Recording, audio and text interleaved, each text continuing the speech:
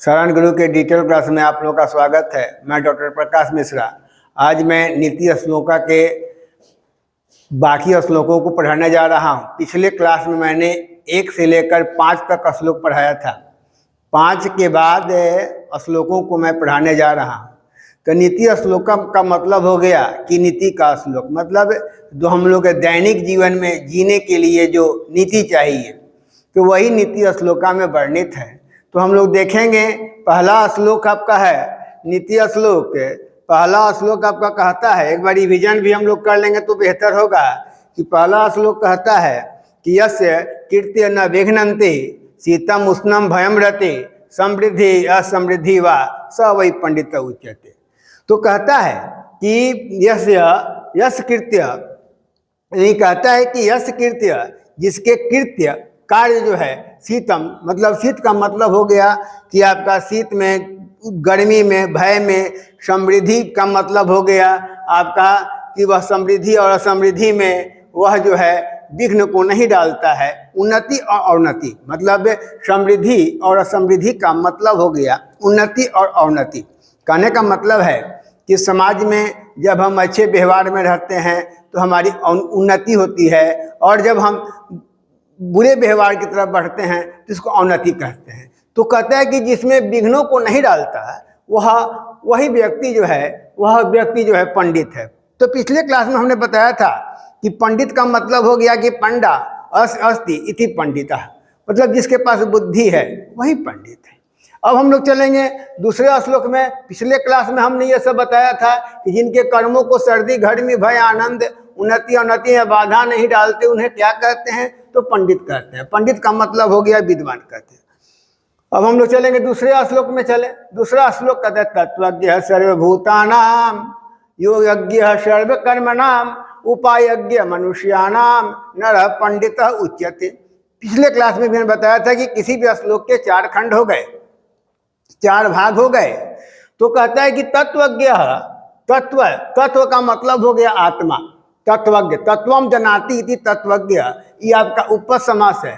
तत्व सर्व कर्मणा नाम, मतलब सभी कर्मों को योगज्ञ जानने वाला मनुष्य जो है। उपायज्ञ, मतलब कि वह उपायज्ञ का मतलब हो गया कि उपायों को जानता है वही नर जो है पंडित है। कहने का मतलब उपाय को जानने वाला, मतलब कोई काम करते हैं तो उस काम के पहले उसका जो विघ्न आएंगे उस विघ्नों के बाधा को समाप्त करने की भी क्षमता हो, उसे उपायज्ञ कहते हैं।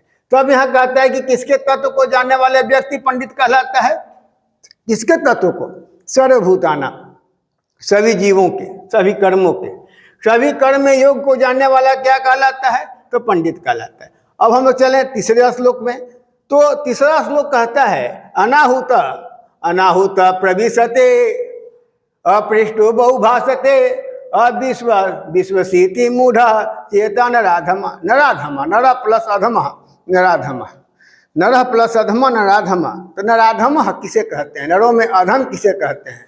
तो यहाँ श्लोक स्पष्ट कहता है। यहाँ आप बच्चों ध्यान देंगे, कहता है कि अनाहुत प्रविशन्ति, मतलब मूढ़ चेता, मूढ़ है, मूर्ख व्यक्ति, नरों में अधम वही है कि जो अनाहुत बिना बुलाए प्रवेश करता है। अपृष्ट, बिना पूछे बहुत बोलता है और अविश्वास पर विश्वास करता है, वही व्यक्ति जो है नरों में अधम होता है। मैंने व्याकरण भी डाला। उसके बाद देखेंगे कि बिना बुलाए कौन प्रवेश करता है? मूढ़ चेतसा, यदि मूर्ख और अधम व्यक्ति। दूसरा श्लोक में डाला कि मूर्ख और अधम व्यक्ति किस पर विश्वास करते हैं? अविश्वासियों पर। अब देखेंगे उसके बाद चौथा श्लोक भी हमने पढ़ाया था कि एको धर्म परश्रेयः क्षमा एक शांति उत्तमा विद्या एक परमा तृप्ते अहिंसका सुखा वह। कहते हैं कि एक ही धर्म क्या है? श्रेष्ठ है। एक ही धर्म क्या है? श्रेष्ठ है। देखिए हम यहाँ दिया हुआ है, एक ही धर्म श्रेष्ठ है, क्षमा सबसे उत्तम शांति है, एक ही विद्या जो है परम तृप्ति है। मतलब विद्या क्या करती है कि विद्या हमको तृप्ति को देती है, संतुष्टि को देती है, और अहिंसा ही एक सबसे बड़ा सुख होता है। उसके बाद देखेंगे आप 5वां श्लोक में क्वेश्चन भी आप देख लें, उत्तम शांति क्या है, सबसे बड़ी संतुष्टि क्या है। उसके बाद आप 5वां श्लोक भी हमने पढ़ा था, त्रिपिधम नरकैस्वाद द्वारम नासम आत्मनः कामः क्रोधः तथा लोभः तस्मात् एतत्र त्यजेत। कहता है कि नरकस्य, यहाँ कहते हैं नरक के 3 दरवाजे हैं। नरक के 3 दरवाजे हैं, कौन कौन है भाई? पहला है काम है, दूसरा क्रोध है, तीसरा लोभ है। तस्मात्, इससे आत्मा के नाश नहीं हो, इसीलिए तीनों को व्यक्ति को त्याग देना चाहिए। अब हम लोग चले 6ठा श्लोक में, तो हम लोग यहाँ देखें, हमने यहाँ क्वेश्चन दिया है कि नरक के कितने दरवाजे हैं? 3 हैं। काम है, किसके द्वार है? नरक के द्वार हैं। तो यहाँ आपको पिछले क्लास में सब बताया गया। हम उसके बाद देखेंगे कि मैंने क्वेश्चन भी डाला, बोर्ड मॉडल क्वेश्चन भी आपको दिया गया कि जो यहाँ बोर्ड में आए हुए हैं। और उसके बाद अब हम चलेंगे श्लोक संख्या 6 पर। श्लोक संख्या 6, श्लोक संख्या 6 कहता है कि षड दोषा पुरुषो ने हातव्या भूतम इच्छता निद्रा तंद्रा भयम क्रोध आलस्य दीर्घ सूत्रता। अब यहाँ देखेंगे आप कि नीति श्लोक में कहता है कि भूतमीक्षता, भूतिम प्लस इच्छता, पुरुष के कितने दोष तो होते हैं? षड दोषा, 6 दोष होते हैं, षड दोषा। और पुरुष को क्या करना चाहिए? इन 6 दोषों को परित्याग कर देना चाहिए। 6 दोष, पहला आपका हो गया निद्रा, दूसरा हो गया तंद्रा, तीसरा हो गया क्रोध, भय, दीर्घ सूत्रता। अब यहाँ देखेंगे निद्रा तंद्रा, तो यहाँ पे आप देखेंगे षड का मतलब यहाँ हो गया, आप यहाँ देखेंगे कि षड का मतलब हो गया 6 हो गया। पुरुष के कितने दोष हो गए? पुरुष के कितने दोष हो गए? आपके 6 दोष हो गए। यह मतलब यहाँ यानी इस संसार में हातव्या में तबियत प्रत्यय है, मतलब त्याग देना चाहिए। किसे त्यागना चाहिए? निद्रा को, तंद्रा को, भय को, क्रोध को, आलस्य को।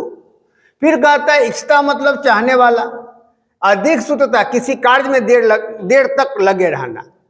मतलब कहने का मतलब है किसी कार्य में यदि हम देर तक लगे रहते हैं तो उसको दीर्घ सूत्रता कहते हैं। तो पुरुष को, हम मनुष्यों को 6 चीजों का परित्याग कर देना चाहिए। निद्रा है, तंद्रा है, भय है, क्रोध है, आलस्य है, दीर्घ सूत्रता है। तो हमने यहाँ क्वेश्चन दिया कि ऐश्वर्य चाहने वाला पुरुष कितने प्रकार के दोषों को त्याग देता है? दोष कितने होते हैं? हम पुरुषों में दोष कितने होते हैं? 6 होते हैं। निद्रा होता है, तंद्रा होता है, भय होता है, क्रोध होता है, आलस्य होता है, दीर्घ सूत्रता होता है। दीर्घ सूत्रता का हमने बताया किसी कार्य में अधिक देर तक लगे रहना ही दीर्घ सूत्रता कहलाता है। तो कहता है कि जो ऐश्वर्य चाहने वाले हैं तो कितने दोषों को त्यागते हैं? 6 दोषों को। मतलब कहने का तात्पर्य है कि जो 6 दोष हम मानवों में होते हैं, सामान्य मनुष्यों में ये 6 दोष अधिकाधिक मात्रा में होते हैं। निद्रा, अधिक देर सोना, तंद्रा, जमाई लेना, भय, किसी बात पे भय हो जाना, आलस्य, अधिक सूत्रता। अब चलिए अगला श्लोक में है। अगला श्लोक कहता है कि सत्येन रक्षते धर्मः विद्या योगेन रक्षते मृद्या रक्षते रूपम कूलम वीरतेन रक्षते।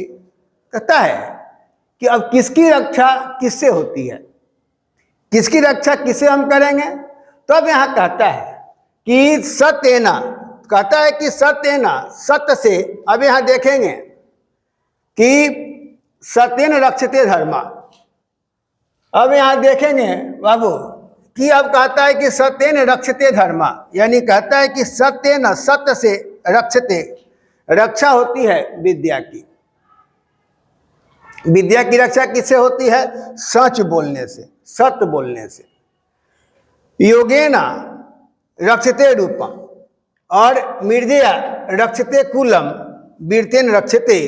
यहाँ कहता है कि अब श्लोक में देखेंगे कि अब आप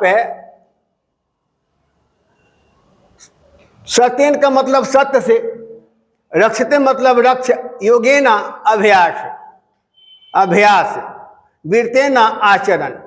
तो यहाँ श्लोक का दे दिया क्वेश्चन कि सत्य से किसकी रक्षा होती है? सत्य से धर्म की रक्षा होती है। सत्य से धर्म की रक्षा होती है। दूसरा दिया कि अभ्यास से किसकी रक्षा होती है? विद्या से। विद्या अभ्यास की चीज है। विद्या के बारे में कहा गया कि विद्या के बारे में जितना अभ्यास करेंगे वह विद्या जो है आपकी होती जाएगी, आपके पास यथावत अस्थायी रूप में रह जाएगी। फिर कहता है कि अच्छे आचरण विचार से किसकी रक्षा होती है? खानदान की। अच्छे आचरण मतलब आप है जब अच्छा आचरण करेंगे, अच्छा व्यवहार करेंगे तो आपके कुल की रक्षा होती है, खानदान की रक्षा होती है। आपको आचरण को देखकर ही आपका परिचय होता है कि वह किस खानदान से आते हैं, किस कुल से आते हैं। अब यहाँ देखेंगे, अब ये क्वेश्चन हो गया। अब है आप देखेंगे श्लोक 8 है। श्लोक 8 जब पढ़ते हैं तो कहता है कि सुलभा पुरुषा राजन सततम प्रियवादिनः अप्रियस्य तु पथ्यस्य वक्ता श्रोता च दुर्लभम। संसार में वर्तमान समय में वक्ता और श्रोता दोनों दुर्लभ हैं। दोनों दुर्लभ इसीलिए हैं कि अब यहाँ कहता है, यहाँ देखेंगे कि हे राजन सत्यम प्रियवादिना। विदुर महाराज कहते हैं महाराज से कि सुलभा पुरुषः राजन। हे राजन, सततम मतलब सत्यम का मतलब हो गया हमेशा। हमेशा प्रियवादिना, प्रियवादिना का मतलब हो गया प्रिय बोलने वाले पुरुष। सुलभा तो कहता है कि आसानी से मिल जाते हैं। हे राजन सततम हमेशा प्रिय बोलने वाले पुरुष सुलभ होते हैं, यानी कहने का मतलब उनसे आप है वह सुलभ होते हैं। लेकिन अप्रियस्य पथ्यस्य, अप्रियस्य अप्रियस्य अप्रिय पथ्यस्य, पथ का मतलब रास्ता, और वक्ता और श्रोता जो है इस संसार में दुर्लभ होता है। तो अब कहते हैं कि आप यहाँ पे सततम प्रियवादिनः, आप देखेंगे कि सुलभा पुरुषा राजन सततम प्रियवादिनः अप्रियस्य तु पथ्यस्य वक्ता श्रोता च दुर्लभम। संसार क्या है?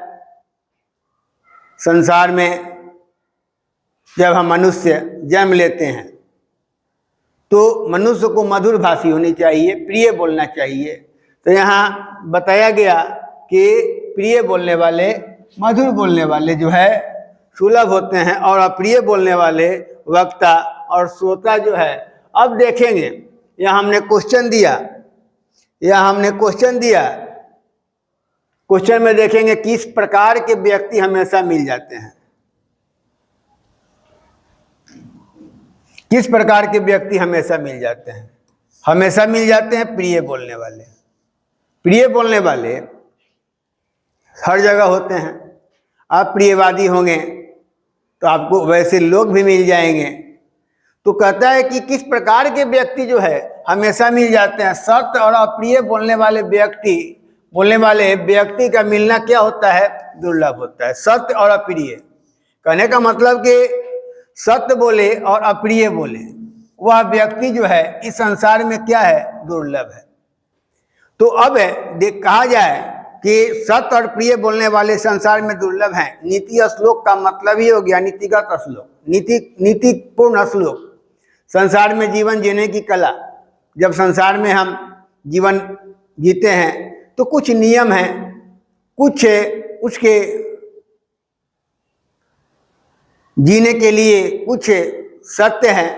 तो कहने का मतलब है कि आप यदि सत्यवादी हैं, आप प्रिय बोलने वाले हैं, तो आपको प्रिय बोलने वाले व्यक्ति हमेशा मिल जाएंगे। अब देखेंगे अगला श्लोक है। अगला श्लोक आपका कहता है कि पूजनीय महाभागः पुण्याश्च गृहदीप्तयः स्त्रियं श्रियो गृहस्य उक्ताः तस्माद् रक्षा विशेषतः। अब यहाँ कहता है श्लोक में, अब देखेंगे यहाँ कि श्लोक संख्या आपका यहाँ कहता है कि गृहस्य श्रियः गृहदीप्तया, मतलब कि कहने का मतलब है कि घर की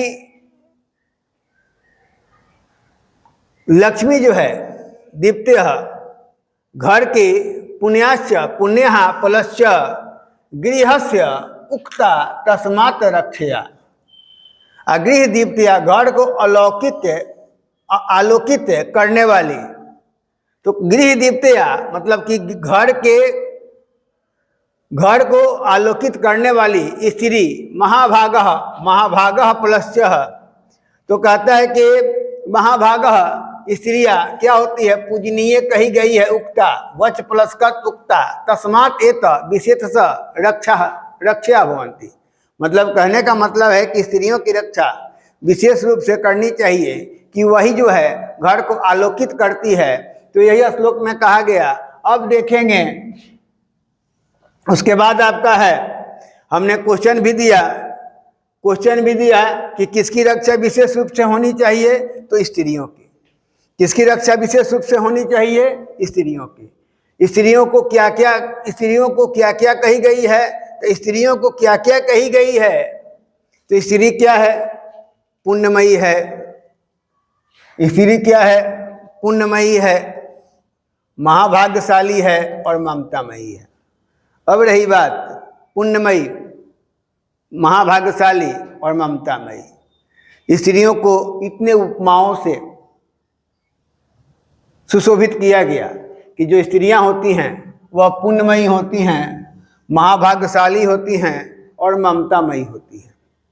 तो आप है गृहस्य उक्ता, उसके बाद देखेंगे तो आप यहाँ पे अकीर्ति विनयो हंति, हंत अर्थ पराक्रम, हंति नित्यम क्षमा क्रोध, माचरो हंत लक्षण। कहता है कि अकीर्ति विनयो हंति, हंति अर्थ पराक्रम, हंति नित्य क्षमा क्रोध, धर्म आचर हंत लक्षण। यह कहता है श्लोक में कि हंत लक्षण, विनय जो है, यह कहता है कि विनय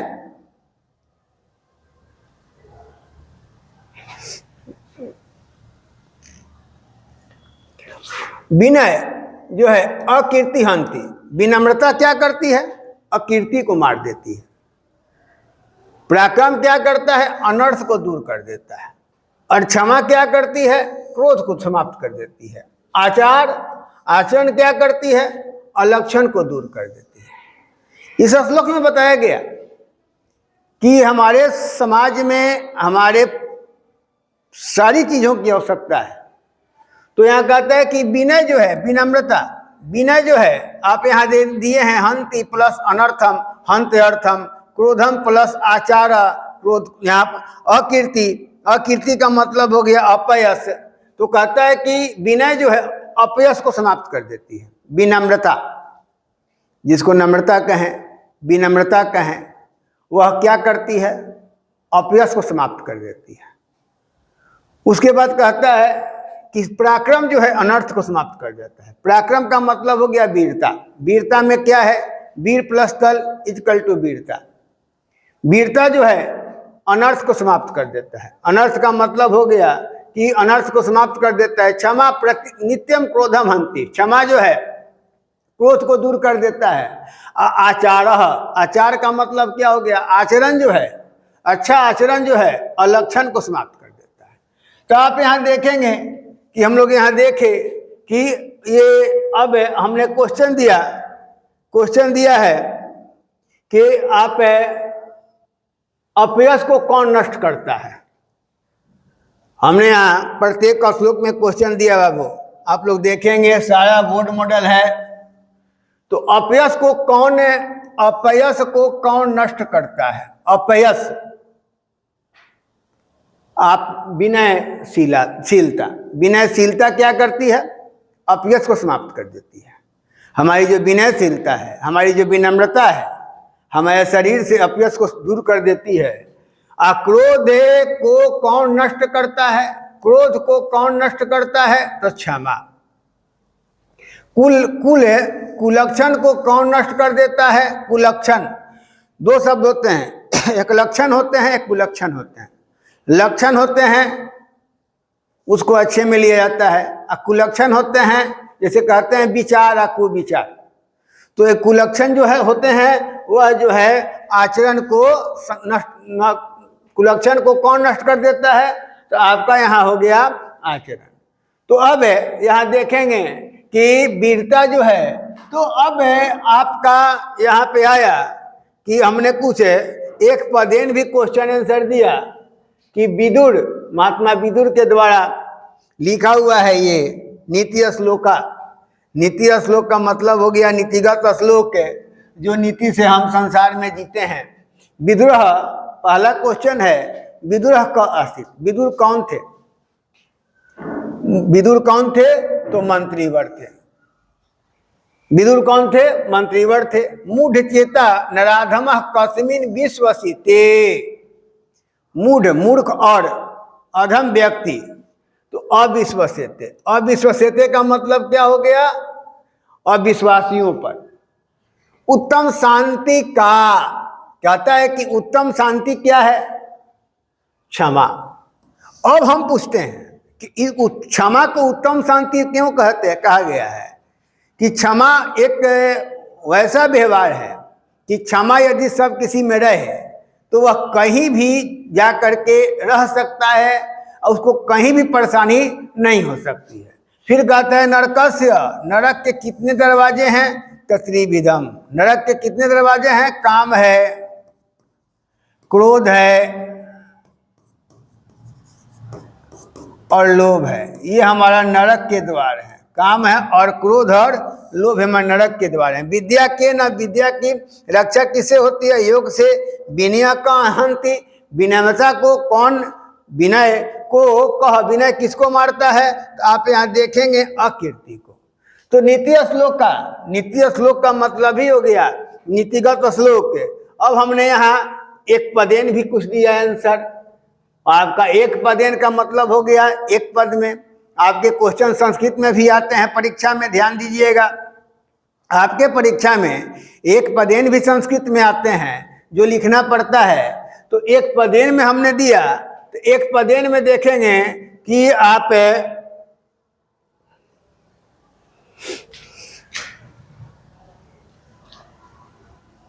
केशाम तत्वज्ञ पंडित उच्यते। तत्वज्ञ का मतलब क्या हमने बताया था? तत्वम जनाति इति, यानी उपपद समास है। विशेषज्ञ विशेषम जनाति इति। तो कहता है यहाँ ये श्लोक में कि केन केशाम सर्वभूतानां अनाहुत क प्रविशति। अनाहुत न आहूत, आहूत का मतलब हो गया बुलाना, अनाहुत का हो गया बिना बुलाए कौन प्रवेश करता है? मूर्ख व्यक्ति, अधम व्यक्ति। क्षमा कह हंति, क्षमा किसको मार देती है? क्षमा किसको समाप्त करती है? तो क्रोध को। सुखावह का, सुख देने वाली कौन? अहिंसा है। नरकस्य त्रिविधम द्वारम कस नाशनम आत्मनः केश षड दोषा हतव्यम पुरुषेण्यः। मतलब इस संसार में व्यक्ति को, पुरुष को कितने चीजों का परित्याग कर देना चाहिए? तो षड दोषा, 6 दोषों को। तो आप यहाँ देखेंगे तो अब आप आपका यहाँ पे क्वेश्चन हो गया। सारे क्वेश्चन को रिवीजन करेंगे तो आपका श्लोक भी दिया हुआ है। तो आपका बोर्ड पैटर्न जो है, बोर्ड में कहीं परेशानी नहीं होगी। तो अगले क्लास में बोर्ड मॉडल क्वेश्चन हमने, मतलब बोर्ड पैटर्न जो है सिंपल बनवाएंगे। धन्यवाद।